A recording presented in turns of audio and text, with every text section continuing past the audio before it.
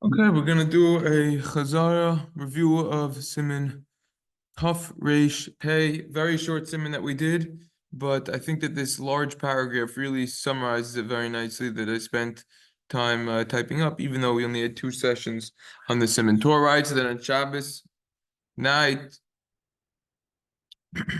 one needs to put something that interrupts between the candles and the door in order that the wind won't extinguish the candles when he opens the door.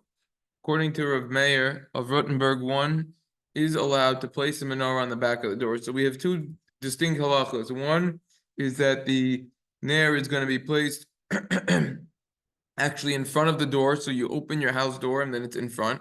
So something has to be in between so that the wind won't blow it out. However, according to Mayor Rottenberg, it's permissible, in fact, to put the menorah on the back of the door, meaning on the inside of the house. Okay, we're going to learn about that more right now. Furthermore, it is permissible to open this door. So according to him, you could open the door. There's no problem of moving something that is muksa, since the door is null and void to the house. In other words, the door is bottled to the bias. Therefore, it's not considered like now you're moving the muksa by opening the door. Now you're causing the nair to change positions. No, the door is bottled to the bias. There's no problem when the oil moves when the door opens, since it is a davar she'eina miskaven. In other words, this is something that we are not intending should be done. So therefore, it's fine. It's something that we're not intending for. We're opening the door to go in, either to enter and to exit, or to exit. However, Re argues on this. Bach quotes Smag, who says that it is only prohibited to open the door how it is usually opened. Okay, so according to the Re, so then it's going to be a problem. All right. According to the Bach, that's going to be a problem if you open it in a normal way, because then you could cause the flames to either increase or decrease. So then it would be an issue. However, it is permissible to open or close the door slowly. Mayor Rottenberg did this since he opened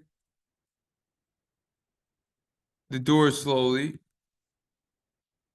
There was no problem of psik ratio. It wasn't considered that it was inevitable that now he was going to cause a change in the oil one way or the other. Torah holds that this is irrelevant. This is even prohibited if the door is open slowly. We are concerned that he might come to open the door quickly. Bach paskins that one should be stringent if the menorah is affixed to the door itself. However, if the menorah is in front of the door, it is permissible to open and close the door slowly. So that's the psak of the Bach. Elizuta explains that the Bach holds that one should be stringent and not light on the door. However, if there is no other place to light, or if someone forgot and lit on the door, then it's permissible for him to open the door slowly. By the way, the Mishnah Berurah doesn't quote everything that we just bolded. He doesn't quote that Bach nor the Eliyazuta.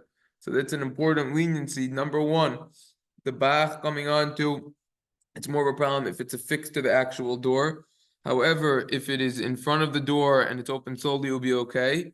And if there's no other place to light, comes the Eliyazuta, or if someone forgot and lit on the door, then it will be permissible for him to, in fact, open the door slowly, even if it was affixed to the door itself. Mishpat Ozav points out that this only applies to oil. However, this doesn't apply if wax is being used. It's another caveat. Be more lenient with wax. Lavush says that some permit this with oil because it's a psik ratio to low nichale. See you later, mem. Lavush, what? Lavush Srad points out that this doesn't apply so much nowadays since we light inside our houses. Aruch HaShulchan explains that these halachos only apply to them because they would light by the entrances of their doors, which were adjacent to their courtyards, which were windy. Conversely, since we light b'chedarim pnimim, there is no issue. I purposely didn't translate chedarim pnimim because it's based on the sugya. I mean, I'll put in parentheses, inner room. And the reason is because this is a whole discussion of itself. There was the room that came before, right, the base chorif and that business, all right? He then says that don't ask how one can fulfill his obligation even during the week, since there is a concern that the wind will cause the light of the menorah to extinguish. It is not certain that the menorah will extinguish, therefore it's permissible to light in such a way. Similarly, Mishnah Berurah says that one needs to be careful that the menorah is in place by a windy place. On Shabbos, one needs to be extra careful with this. All right, that's the summary of this Siman. Straightforward. I think this helped when I wrote it myself to cheshbon all the shitas. There are a lot of different places we looked. All right, so that's the chazara on this.